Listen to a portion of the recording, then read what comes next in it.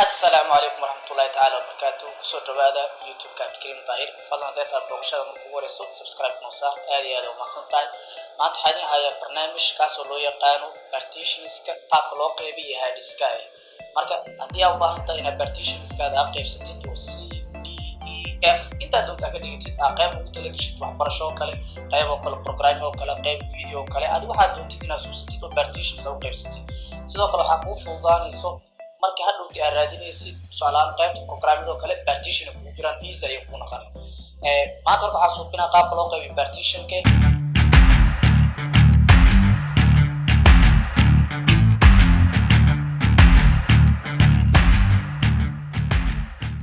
hadda computer-kayga diskiisa laba partition waaye local disk C iyo local disk E laba partition ayaa ii qaybsan waxaan rabaa partition-ka E inaan qaybsado oo tusaalahan hal partition kala ka abuurto oo waxbarasho kala ugu talagalay qaabkay marka ayaa u qaybsanaa ugu horeyso haddii aad joogtid PC-ga haddii aad ku jirtid oo personal computer-ka right click kadib waxaad dooranay manage ayaa dooranay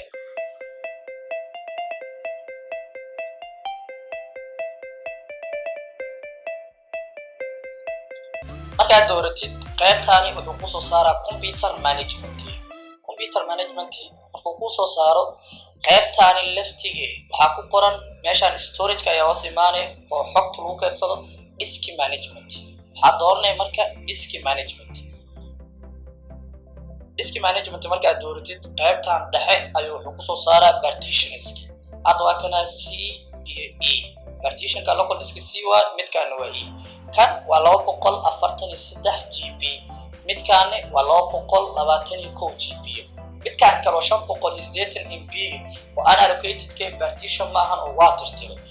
marka kan E ayaan rabaa inaan qaybsado right click asiga dooro kadib waxaad doorataa shrink value markaad doorto waxay soo baxay shrink E partition-ka qaybirabo waa partition-ka local disk E intaan la qaybin ka hor wuxuu ahaa 2,26,807 oo MB intaan wuxuu dhigmataa 226 GB ayaa u dhigmataa kadib marka la qaybiyo hadda available-ka inta banaan inta kale waa isticmaal waxay yarta kaliya bas waxaa meeshaan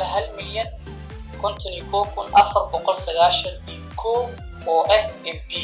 aydan hadda waxay yarta kaliya bas 151 GB kaliya ayaa yarta meeshaan marka amountiga ay gelinaysa cabirka waska tirtira meeshaan marka waxaa rabaa tusaalaha 151 GB oo kale ina partition kala ka abuurto 80 GB 80 ayaa waxa ku dhufanay ku 24 waxa adeegsanaa marka calculator-ka oo computer-ka calc ayaa qoran calculator-ka marka uu soo daarmo meeshaan waxaa rabaa 80 GB 80 ayaa waxa ku dhufanaa ku 24 ayaa 80 ku dhufanaa waxay soo baxay meeshaan ku qoranta 81,920 isla tiradaas meeshaan ku qoran 81,920 mana 81,920 MB wuxuu dhigmataa 80 GB ayaa u dhigmataa shrink ayaa dooranay marka shrink dooratid partition-ka ayaa meesha lagu soo daraa oo 80 GB sidaas la arag hadda waa 80 GB midka laakiin safir partition-ka C iyo E waxa ay color-kooda blue waaye waa active laakiin partition-kani kale oo hadda abuuray color-kiisu waa black waa non active oo active ma aha su'aalahan active kaas waxa uu jeedaa hadda daan galo qaybta PC-ga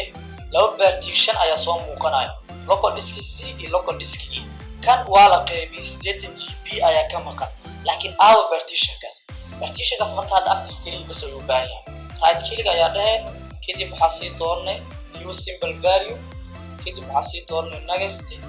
tirada hadda aan soo qortay waa tan 81,920 tirada ayuu meesha ku soo qaadanaa next hadda kaliya bas active ayaan ka dhigaa xarafka uu qaadanay D waa iska bedeli kartaa tusaalahan hadda W oo kala qaadanaa